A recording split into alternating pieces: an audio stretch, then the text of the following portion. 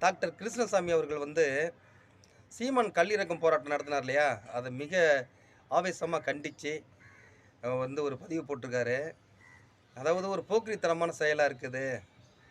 சட்டத்தில வந்து சட்டம் வந்து கல் கூடாதுன்னு வந்து அத தடை செஞ்சிருக்கும்போது, தானே மரத்தில ஏறி அத கல்ல இறக்கி எல்லாரையும் குடிக்க வச்சு, அது ஒரு போராட்டத்த சக்சஸ் பண்றது மாரி அவர் காட்டி, ஒரு போக்கிரித்தனமா இருக்குது இந்த செயல்லாம்.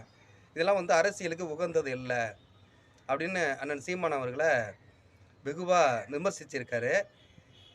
என்ன கல் வந்து ஒரு போதைப் பொருள் தாங்க அதுவும்.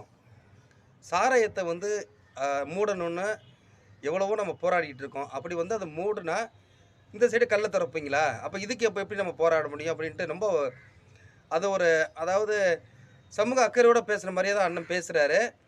அவர் ஒரு மருத்துவரும் கூட. கல் வந்து எவ்வளோ பாதிப்பு இருக்குங்கிறத உணர்ந்து அவர் பேசுறாரு.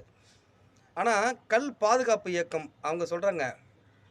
விவசாயிகள் பாதுகாப்பு இயக்கம் அவங்க சொல்றாங்க, இது வந்து ஆராய்ச்சியாளர்கள் வந்து ஆராய்ச்சி பண்ணி 2லேருந்து 4% தான் இதில கல்ல வந்து க மது இதுவே இருக்கு.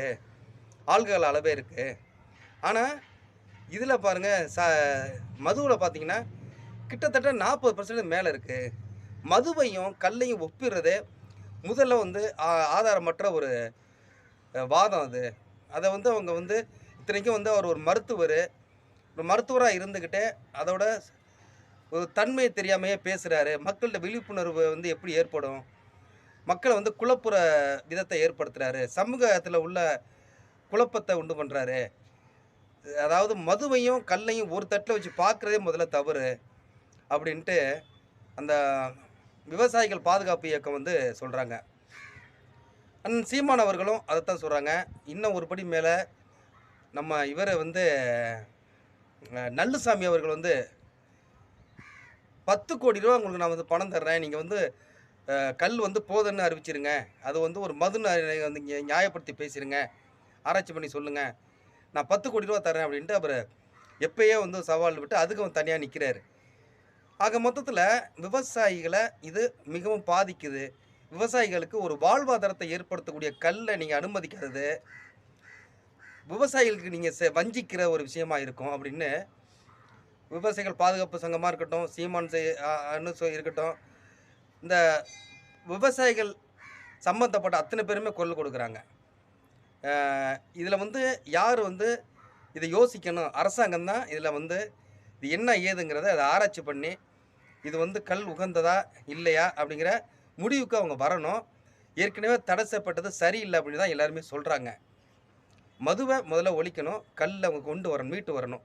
அப்போ பல குடும்பங்கள் இங்க நல்லா இருக்கும். விவசாயிகள் நல்லா இருப்பாங்க. ஏன்னா ஒரு இந்தியாவின் முதுகெலும்பு விவசாயிகள் அப்படிங்கிறோம். ஆனா உண்மையிலேயே அவங்களுக்கு வந்து எவ்வளோ கஷ்டத்தில அவங்க இருக்கிறாங்கங்கிறத நம்ம பார்த்துக்கிட்டு தான் இருக்கோம். அதனால நம்ம தமிழக முதல்வர்கள் வந்து இதெல்லாம் வந்து ஒரு எல்லாருடைய யோசனை, கருத்தையும் கேட்டு ஒரு முடிவு எடுக்கணும். அண்ணன் கிருஷ்ணசாமி அவர்கள் கோவப்படுறது புரியுது. ஏன்னா, இன்னைக்கு வந்து நம்ம மதுவையே வந்து ஒழிக்க முடியல. திருப்பி இன்னொன்னு ஓப்பன் பண்ணிட்டு அத முடிக்க முடியுமா அப்படின்னு நீங்க யோசிக்கிறீங்க. ஆனா, நீங்களும் ஒரு மருத்துவர் உங்களுக்கு தெரியாதது இல்ல. கல்லோட தன்மை என்னங்கிறத நீங்களும் தெரிஞ்சுக்கிட்டு பேசினா இன்னும் நல்லாயிருக்கும் அப்படின்ட்டு, அ விவசாயிகளும் சரி, சீமான் போன்றவர்களும் சரி, சமூக ஆர்வலர்களும் பல பேர் உங்க கருத்துக்கு எதிர்கருத்து நிறையா வச்சிருக்காங்க. நீங்க ஒரு தடவ அத வந்து கல் எப்படிப்பட்டது? அது உணவா? அது உடலுக்கு மருந்தா? விஷமா? அப்படிங்கிறத நீங்க தெளிவுபடுத்திட்டு வந்து மீண்டும் பேசினா நல்லாயிருக்கும் அப்படின்னு தான் எல்லாரும் சொல்றாங்க. தெளிவுபடுத்துங்களேன்.